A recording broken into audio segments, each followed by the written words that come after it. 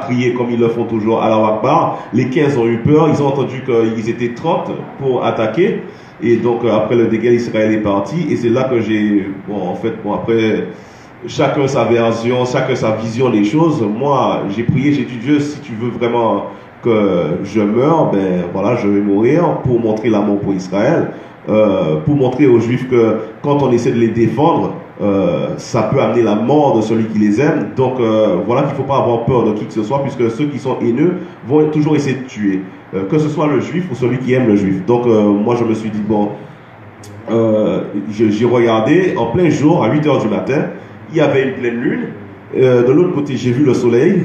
Donc, je me suis dit, ben Dieu, on m'a déjà dit qu'il y a une ouverture spéciale sur le mont du Temple. J'ai dit, bon, si ça se trouve, je vais rentrer au paradis plus vite, je ne sais pas, en direct. Et donc, quand l'autre est tombé, tout le monde avait peur. Ils avaient leur talkie-walkie en main. Ils ont commencé à le balancer en l'air comme ils font avec le lance-pierre. Et donc, ils sont venus après. Les deux autres qui étaient venus tout de suite, c'était deux grands gars. Là, je me suis vraiment dit, je suis vraiment un petit David face à un Goliath. Qu'est-ce que je fais? Je pouvais les tuer facilement. La manière qu'ils sont venus, voilà, casser l'os du nez, leur envoyer des choses comme ça. Quel art martiaux? Je suis prof de taekwondo. Ok, merci. Donc, ITF. Okay. Et donc, voilà, je me suis dit non, je ne vais pas faire ça. Je cherche en fait une condamnation. Je cherche, pas une condamnation, mais à montrer à Israël que si j'avais été frappé au cotel par le juif, le monde entier aurait dit regardez, c'est ça le juif, regardez, c'est ça le sioniste, regardez comment ils sont méchants, comment ils sont racistes, regardez si ça. Mais comme c'est des pauvres Palestiniens qui m'ont frappé, le monde n'a rien fait. Personne n'a réagi. On en a même dit que j'étais ivre, j'avais le syndrome de Jérusalem, toutes sortes de choses. Au lieu de condamner ces Palestiniens. Donc moi je me dis, il y a un grave problème dans le monde qu'il faut régler. Mais les fautifs, ce sont vous en fait, les Juifs. Hein. Je sais, c'est notre faute. Ah, encore? Non, juste tu vois, ils le sont tous. J'ai une question, c'est comment tu t'en es sorti au final?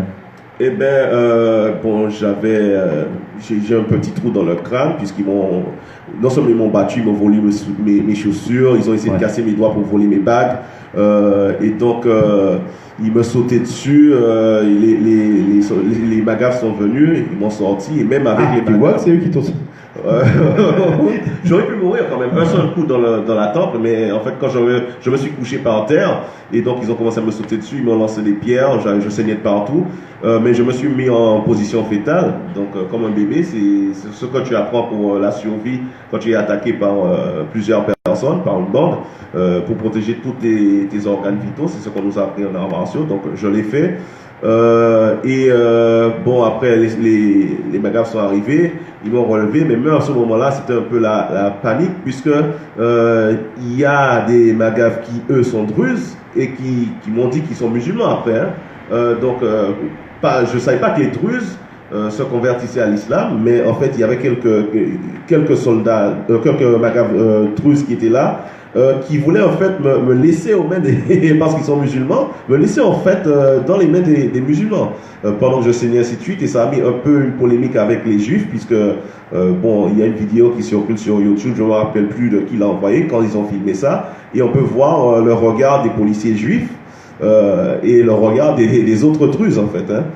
Même après l'issue de la chose, on m'attendait dehors, si c'était pas un lieutenant juif de la police qui avait dit écoute, on peut pas le laisser sortir comme ça. Il y avait une foule, il y avait Al Jazeera, les gens avec des bâtons et tout, et un autre magave druze, Mishtara, policier druze, voulait me lâcher, me laisser sortir pour que je me fasse lâcher une deuxième fois, quoi.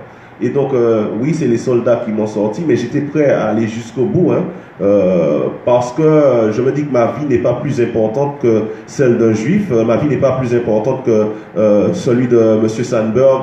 J'ai rencontré son père qui est décédé, il me semble que c'était à Toulouse, qui a été tué par Mohamed Merah, et ainsi de suite, ou que ses enfants, ni la vie de mes enfants plus important. Dieu a fait des choses pour moi, donc je dis moi je fonce parce que c'est le moment. Nicholson, tu as dit quelque chose. Deux choses dans ton histoire, moi, qui m'interpellent. La première, c'est que tu parles du retour des prophéties. Est-ce que tu pourrais nous expliquer de quelle prophétie tu parles? Et la deuxième, c'est que quelque part, nous, en tant que juifs, on serait responsables de la situation. Et j'aimerais bien que tu développes ces deux points de vue, s'il te plaît. Mais je vais parler déjà, je vais répondre à la deuxième question, la responsabilité. un père de famille est responsable de s'occuper de ses enfants. Vous, en tant qu'élu de Dieu, choisi de Dieu, vous êtes responsable de toute la terre. Hein. Dieu vous a choisi pour ça. Certes, c'est une tâche lourde, puisque vous devez porter, pour moi, vous portez une pierre de 10 tonnes, en fait, avec tous les commandements que vous avez, toutes les choses que vous avez à faire. Et j'ai de l'arthrite. Ça ne facilite pas la tâche pour toi. Mais je me dis, à longueur de journée, vous êtes lynché, tué, insulté, tout ce que vous voulez. Et donc, moi, je dis, c'est de votre faute, puisque si vous agissez comme vous devez agir, personne ne pourra vous faire face. La preuve en est que toutes les guerres dans lesquelles Israël a combattu, voilà,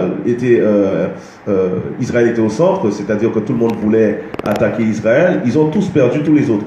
Et donc le monde entier vous regarde parce que surtout ils ont peur de vous, vous êtes la lumière du monde, vous êtes forts, ils ne comprennent pas comment un petit peuple n'a pas pu être anéanti au fil des siècles. Ils ne comprennent pas comment ce petit peuple fait pour vaincre 8 armées qui l'attaquent, Syrie, l'Égypte, ainsi de suite, avec même l'aide de la Russie. Donc moi je me dis, si vous mettez les choses en place en tant que guide, en tant que chef, en tant que responsable de l'humanité entière quand même, voilà, il n'y aura pas de souffrance, tout va tomber en place parce que vous êtes les pièces manquantes, voilà, de toi. Tu sais comment on a gagné toutes les guerres? Avec le gefilte fish. Exactement. C'était la blague. C'est vrai? Arrête, j'y pense depuis tout à l'heure. Incroyable. Ah ouais, on les a menacés, on dit voilà. Transmission de pensée. Voilà, tu avances sur la frontière, gefilte fish. Je commence à comprendre l'humour ashkénaze. Ah, t'as vu, j'ai progressé, hein. Et dis-moi, Nicholson, tu penses qu'on est à la fin des temps? Ben, je ne suis pas le seul à le penser. Daesh et les autres le pensent aussi. C'est pour ça qu'ils agissent depuis ce que le Coran dit, c'est-à-dire à faire que l'islam domine le monde entier. Ça se trouve, c'est très très bien. Genre, la fin des temps, très très bien, oui. Mais c'est pour ça que je me bats pour que vos frères qui sont à l'étranger, surtout les 420 000 juifs qui restent en France, rentrent. Précis. On me pose souvent la question, je ne sais pas combien on les a comptés. Ah bah, ça c'est sa deuxième mission. Environ pour essayer de les aider à rentrer à la maison, parce que vous voyez bien l'état du monde. Comment? C'est une bonne idée. Ouais, pour moi c'est une obligation de le faire. Parce que le problème c'est que Israël est en danger tant que les frères, tant que les autres enfants d'Israël sont à l'étranger. Tu veux jouer un rôle dans le processus messianique, clairement? Non, pas que je veux jouer un rôle. La chose a été forcée sur moi, puisque même le premier voyage, je ne l'ai pas préparé. Ce voyage-ci, je ne l'ai pas préparé. C'est juste voilà, sur des coups de tête que je suis venu. Tu fais souvent les choses sur des coups de tête, j'ai l'impression. Puisque je prends des coups de latte dans la tête. J'ai une question comme ça. Qu'est-ce qui t'a amené à défendre le peuple d'Israël? Quelle est toi ton origine religieuse, confessionnelle, je sais pas comment dire ça, sans te heurter? Non, ça me heurte pas. Moi. Bref, tu prends quel dieu? C'est quoi ta religion? En fait, t'es musulman. Je suis un musulman. Il y en a. Il y a des musulmans sionistes. Oui, il y en a, mais il connaît bien les saintes écritures, que ce soit alors, le Tanakh, moi je connais un petit peu ou les Nouveaux Testaments. À ce que tu dis, c'est mouvement évangélique. Évangéliste, ouais. Mais c'est pas un mouvement évangélique. L'évangile veut dire la bonne nouvelle, c'est tout. Donc certains qui disent mouvement évangélique, faire ci, faire ça. Moi, je me suis mis dans la tête que, certes, il y a des chrétiens qui essaient de convertir le juif, mais même le mot convertir, la plupart des gens ne savent pas en fait que, je fais de plus en plus d'études, de recherche. Il me semble que c'est le mot choub, donc qui donne la racine choub qui donne teshuva, donc c'est-à-dire un retour à Dieu, c'est tout. Parce qu'il y a une théorie chez les chrétiens évangéliques qui a été développée par quelqu'un qui s'appelle John Hagee, qui est celle de la double covenant en anglais. Allégeance. Voilà, qui dit qu'il y a une alliance pour les juifs, une alliance pour le reste du monde. Ça c'est John Hagee qui l'a développé aux États-Unis, cette vision-là. Oui, moi j'ai une question. Est-ce que ton action en France ou en Europe, en dehors d'Israël, elle se caractérise par quoi? Tu fais des conférences, à part d'aller faire des contre-manifestations assez physiques, est-ce qu'il y a un autre travail qui est fait de ta part, d'organiser des conférences, d'aller rencontrer des personnes pour essayer d'aller les convaincre de ton idée, de ta conviction? Non, moi je cherche pas à faire des conférences, à faire quoi que ce soit. Honnêtement, moi je suis un serviteur d'Israël, comme était Itaï dans la Bible, qui a dit au roi David, quand il a été pourchassé par son fils Absalom, là où tu vivras, je vivrai, là où tu mourras, je mourrai. Et donc pour moi, c'est ça ma devise, aider le juif, aider Israël, peu importe le coût. Je ne cherche pas la notoriété, je ne cherche pas l'argent. Voilà, moi, il y a des choses qui me dérangent et j'aime la vérité. Donc quand une chose me dérange, je parle, je dis. C'est comme j'étais à Carrefour une fois, je trouve des mangues d'Israël en mauvais état en haut et les bonnes mangues sont en bas. Bon, je ne vais pas être raciste, mais la personne qui gérait justement cette section, la section fruits et légumes, voilà, était d'une certaine origine, d'une certaine confession, puisque j'avais déjà discuté avec cette personne.